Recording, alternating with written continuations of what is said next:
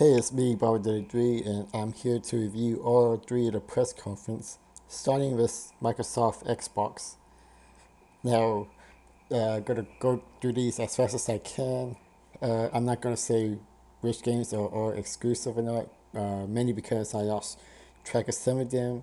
I mean, some are console exclusive, but others are, console exclusive and available on Windows 10. But I will go through most of the games. But first, let's start off with the actual console, uh, the newest version of the Xbox One X.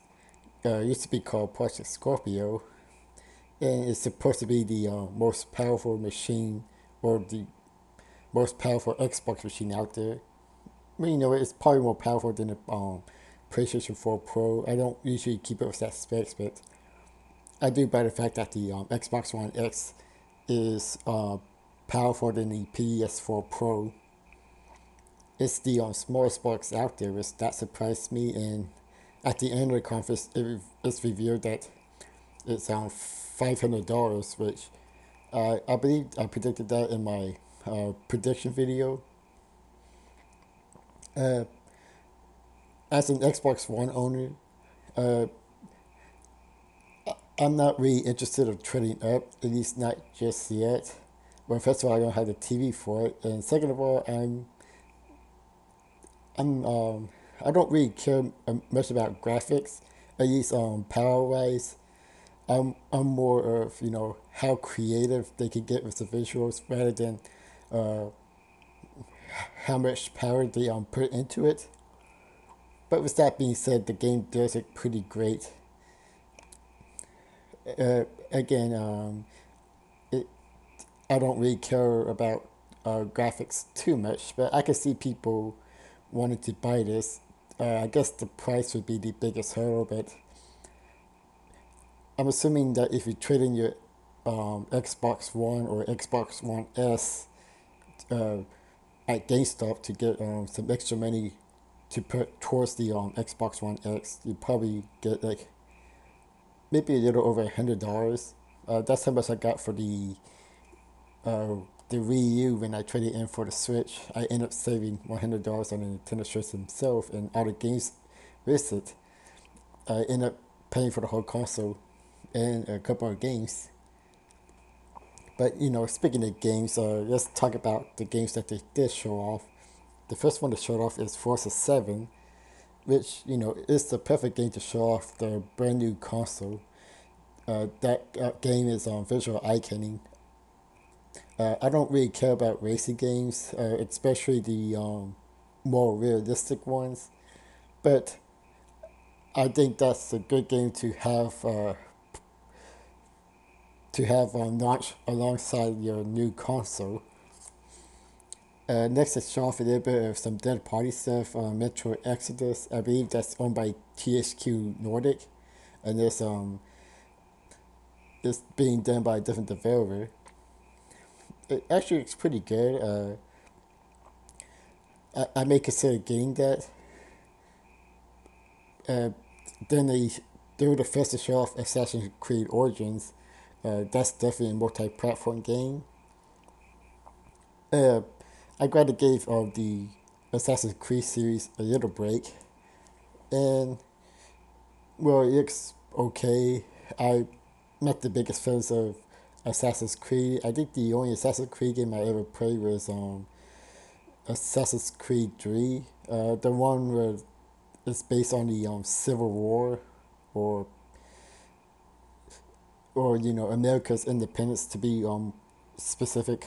Civil War is something completely different. So I'm sorry if I'm uneducated on my history, but I do want to go into another game that actually caught my eye. It's called Deep Rock Galactus, which is, well, the best way to describe it is a mix of Minecraft and like a survival horror. Kind of like Left 4 Dead. I call it Left 4 Minecraft. I thought, I like the visuals, I like the idea, and I'm looking forward to that game when that comes out. Next, they announced State of Decay 2, which is pretty much Left 4 Dead, more or less. I'm not a big fan of zombie survival, even though the game I just mentioned earlier is could be classified as a zombie survival game. But I don't know. This one seems like it doesn't do anything different compared to Left 4 Dead. At least visually, I never played either of the games. Keep in mind, I'm sure they do have some differences, and fans of those games can list them out. But nothing there that really caught my interest in that game. Next is the Darwin Project, which I'm assuming is Microsoft interest to uh, Overwatch.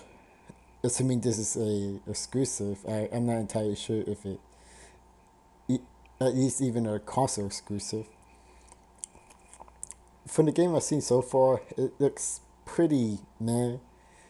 I don't know if they try to go after the Overwatch crowd. Uh, I feel like the character to show off is not, I guess, over the top enough, or at least don't show too much character or personality. Though this is the first look at the game, so maybe they have some interesting backstory to them. The design looks uh, a little diverse, not too interesting. But again, I need to see more of the game before I actually, decide on whether or not to pick it up. Next is Minecraft, and I kid you not, they call it the Super Duper Graphic Pack, and it can cross play throughout multiple platforms, not just Xbox, including the Nintendo Switch. So that's pretty nice to add in different devices. Uh, Dragon Ball Z Fighters, uh, Dragon Ball Fighter Z, excuse me, it's a 2D fighter. It reminds me of Marvel vs. Capcom 2. Looks pretty fast paced, and even though I'm not a big fan of fighting games, this actually looks pretty fun. Uh, I believe the Dragon Ball games, or even Shonen Jump anime in general, are always published by uh, Bandai Namco. Uh, Black Desert,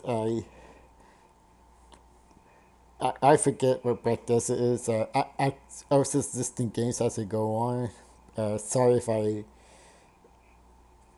I'm gonna skip a couple of these if some of them don't pop up in my head immediately, because they did show up for a lot of games, and it's great to see Xbox One getting a lot of support.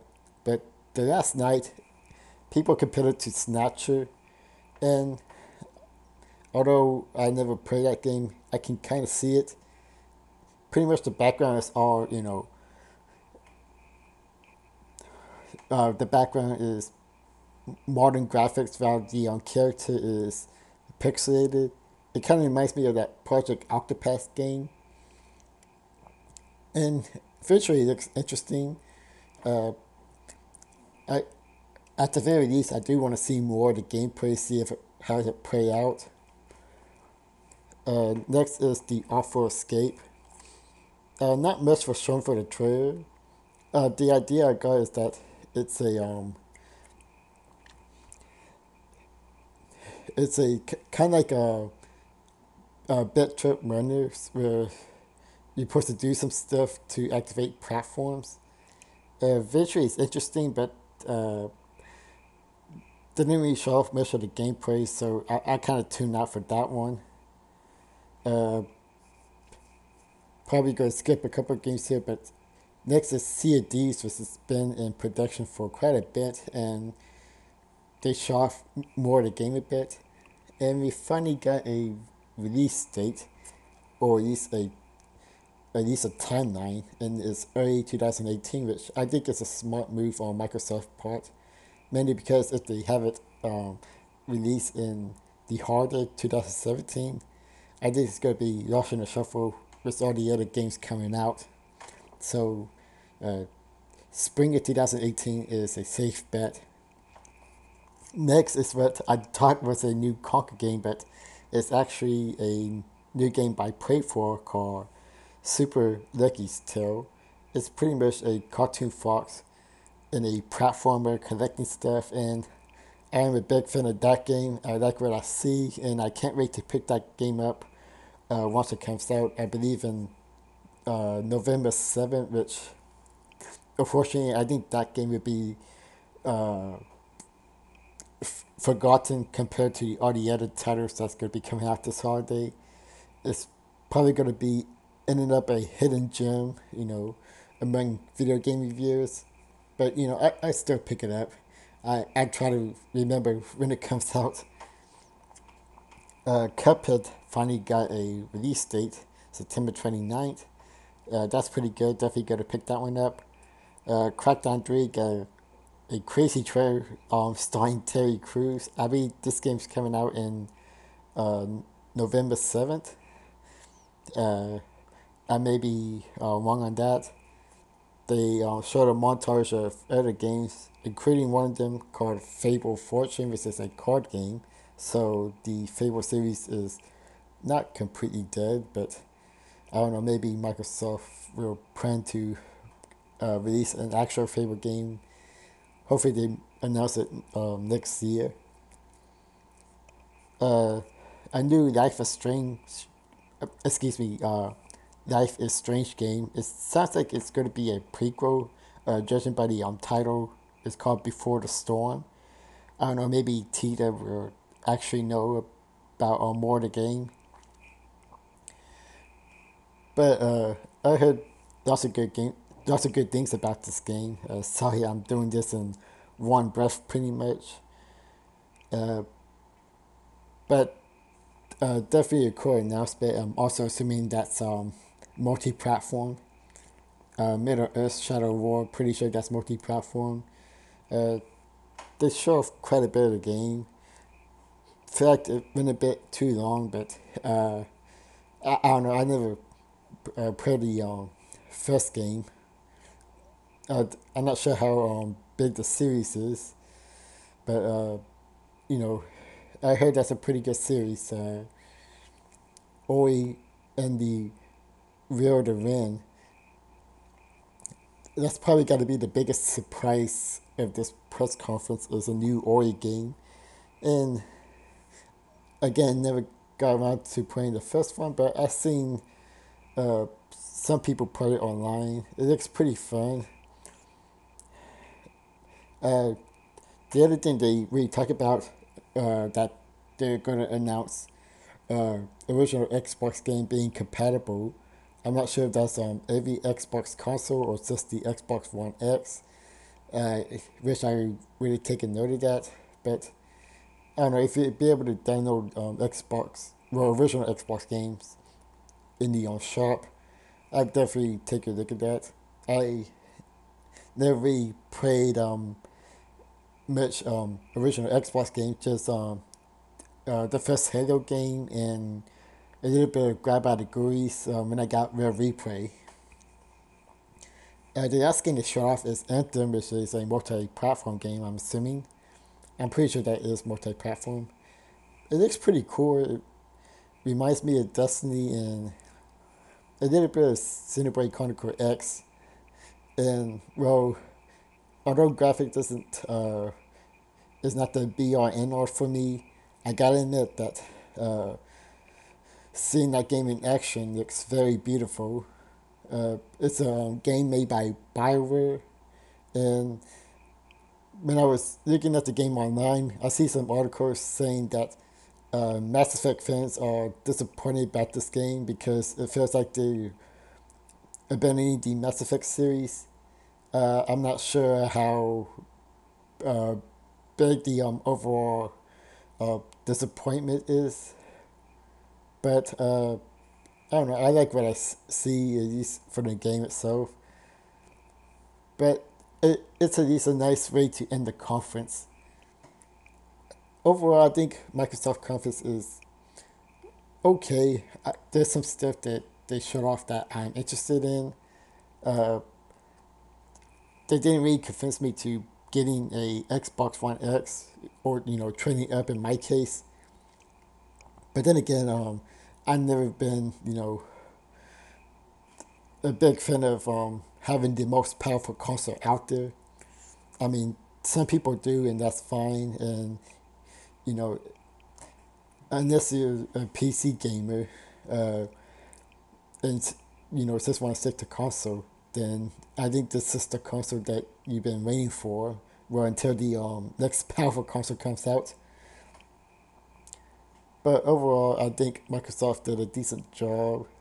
Uh, it does seem like Microsoft is moving away from exclusive Xbox titles, and I mean Xbox. I mean no Windows 10 compatibility, and well, I think it's too soon to say this, but if this continues and if the Xbox brand is not as popular as it used to be, back in the original or in the 360 days, maybe they can consider going third party. Because I know usually when people say that, uh, they usually say that about Nintendo, but well, even if Nintendo's not doing well, with the day with the Wii U, at least they do something different that, you know, justify their existence of being a first party company. While Microsoft uh, does seem like to be the same as Sony a bit. Though you could argue, well, I was going to say you could argue you could do that with Sony, but